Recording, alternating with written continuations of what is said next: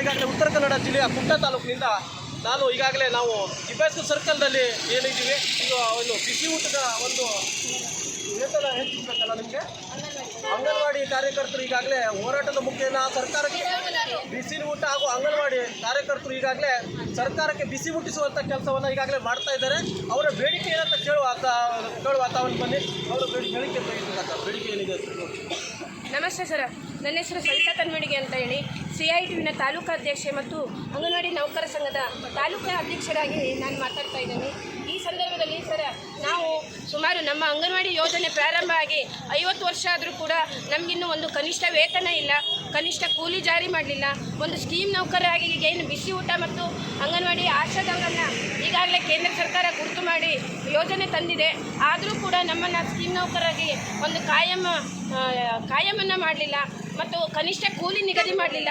ನಾವು ಈಗ ಬೆಲೆ ಸೂಚ್ಯಂಕದ ಆಧಾರದ ಮೇಲೆ ನಮಗೀಗ 36,000 ರೂಪಾಯಿ ಆಗಬೇಕು ಅಂತ ಹೇಳ್ಕೊಂಡು ನಾವು ಏನು ಕೇಳ್ತಾ ಇದ್ದೀವಿ. ಆದರೆ ಅದನ್ನು ಇದುವರೆಗೂ ಕೂಡ ನಮಗೆ ಕೊಟ್ಟಿಲ್ಲ. ನಾವು ಕೇಂದ್ರ ಸರ್ಕಾರದವರು 2018ರಿಂದ ಇಲ್ಲಿವರೆಗೆ ನಮಗೆ ಅಂಗನವಾಡಿಯವರಿಗಂತೂ ಪೋಷನ್ ಟ್ರ್ಯಾಕರು ಅದು ಇದು ಹೇಳ್ಕೊಂಡು ಸಿಕ್ಕಾಪಟ್ಟೆ ದುಡಿಸ್ತಾ ಇದ್ದಾರೆ. ಆದರೆ ನಮ್ಗೆ ಅಲ್ಲಿಂದ ಇಲ್ಲಿವರೆಗೂ 1 ರೂಪಾಯಿ ಹೆಚ್ಚಳ ಮಾಡಲಿಲ್ಲ, ನಮಗೆ ಕನಿಷ್ಠ ಕೂಲಿ ಕೊಡಲಿಲ್ಲ. ನಮಗೆ ಕೊಡುವಂತಹ ಒಂದು ನಮ್ಮ ಇಲಾಖೆಗೆ ಕೊಡುವಂತಹ ಹಣವನ್ನು ಕೂಡ ಅದನ್ನು ಕಡಿತ ಮಾಡಿದ್ದಾರೆ. ಅದೇ ಥರದಲ್ಲಿ ಬಿಸಿ ಊಟ ನೌಕರರು ಕೂಡ ಸರ್ ಈಗ ಸುಮಾರು 23 ವರ್ಷಗಳಿಂದ ಕೆಲಸವನ್ನು ಮಾಡ್ತಾ ಇದ್ದಾರೆ. ಅವರಿಗೂ ಕೂಡ ಈ ದಿನದಲ್ಲಿ ಈಗ ಬೆಲೆ ಏರಿಕೆ ಒಂದು ಕಡೆ ಆಗ್ತಾ ಇರೋದ್ರಿಂದ ಈ ಬೆಲೆ ಏರಿಕೆಯಿಂದ ಜೀವನ ನಡೆಸೋದು ಕಷ್ಟ ಆಗಿದೆ. ಅವರು ಕೂಡ ಬೆಳಿಗ್ಗೆ 9 ಗಂಟೆಯಿಂದ ಮಧ್ಯಾಹ್ನ 3 ಗಂಟೆ 3:30 ತನಕ ಕೆಲಸವನ್ನು ಮಾಡ್ತಾರೆ.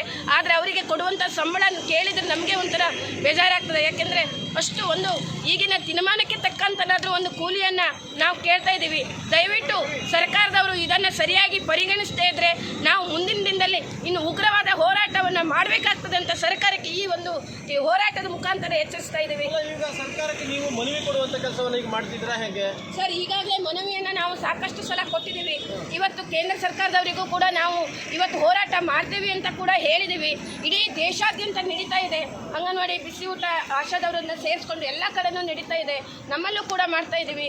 ನಾವು ಇವತ್ತಿನ ದಿವಸ ಇದೊಂದು ಪ್ರೊಟೆಸ್ಟ್ ಮುಖಾಂತರ ತೋರಿಸಿದ್ದೀವಿ.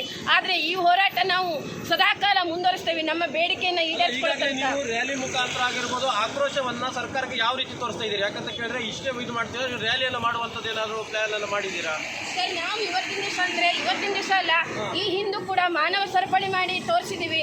ಅವರಿಗೆ ಹೋರಾಟವನ್ನು ಮಾಡಿದ್ದೀವಿ, ಪ್ರತ್ಯೇಕತೆ ದಹನ ಮಾಡಿದ್ದೀವಿ, ಬೇಕಾದಷ್ಟು ನಮ್ಮನೆ ಹೋರಾಟವನ್ನು ಮಾಡಿದ್ದೀವಿ. ಆದರೆ ಇವತ್ತಿನ ದಿವಸ ಇಲ್ಲಿ ಒಂದು ಸಭೆ ಮುಖಾಂತರ ಈ ಗಿಬ್ಬಿ ಸರ್ಕಲಿನಲ್ಲಿ ನಾವು ಮಾಡಿ ತೋರಿಸಿದ್ದೀವಿ. ಆದರೆ ಮುಂದಿನ ದಿನ ಇವತ್ತಿನ ಹೋರಾಟ ಅವರು ಉಗ್ರವಾಗಿ ತಗೊಳ್ಳದೇ ಇದ್ದರೆ, ತೀವ್ರವಾಗಿ ತಗೊಳ್ಳದೇ ಇದ್ದರೆ ನಾವು ಉಗ್ರವಾಗಿ ಹೋರಾಟವನ್ನು ಮಾಡ್ತೇವೆ. ಈಗಾಗಲೇ ಜಿಲ್ಲಾ ವ್ಯಾಪ್ತಿಯಲ್ಲಿ ಏನಾದರೂ ಕೂಡ ಜಿಲ್ಲಾ ಮಟ್ಟದಲ್ಲಿ ಏನಾದರೂ ಹೋರಾಟವನ್ನು ಕೈಗೊಳ್ಳುವಂಥ ಕೆಲಸವನ್ನು ಮುಂದಿನ ದಿನ ಮಾಡ್ತೀರಾ? ಮಾಡ್ತೇವೆ ಸರ್. ಇವತ್ತಿನ ದಿವಸನೂ ಕೂಡ ಇಡೀ ಜಿಲ್ಲೆಯಾದ್ಯಂತ, ರಾಜ್ಯಾದ್ಯಂತ, ದೇಶಾದ್ಯಂತ ಉಗ್ರವಾದ ಹೋರಾಟನೇ ನಡೀತಾ ಇದೆ ಸರ್. ನಿಮ್ಗೆ ರಾಜ್ಯಾಧ್ಯಕ್ಷರ ಒಂದು ಅನುಮತಿ ಮೇರೆಗೆ ನಡೀತಾ ಇದೆಯಾ, ಇಲ್ಲಾಂದ್ರೆ ಅಖಿಲ ಭಾರತ ಇಡೀ ದೇಶದ ಒಂದು ಇವರ ಅನುಮತಿಯ ಮೇರೆಗೆ ಒಂದು ಹೋರಾಟ ನಡೀತಾ ಇದೆ? ನಿಮ್ಮ ತಾಲೂಕು ನಾವು ಕೇಂದ್ರ ಸರ್ಕಾರಕ್ಕೂ ಕೂಡ ಈ ವಿಷಯನ ಹೇಳಿದ್ದೀವಿ, ಮುಗಿಸಿದ್ದೀವಿ, ಈ ವಿಷಯವನ್ನು ಮುಗಿಸಿದ್ದೀವಿ ಸರ್. ಆಯ್ತಾಯ್ತು, ಧನ್ಯವಾದಗಳು. Okay sir, thank you.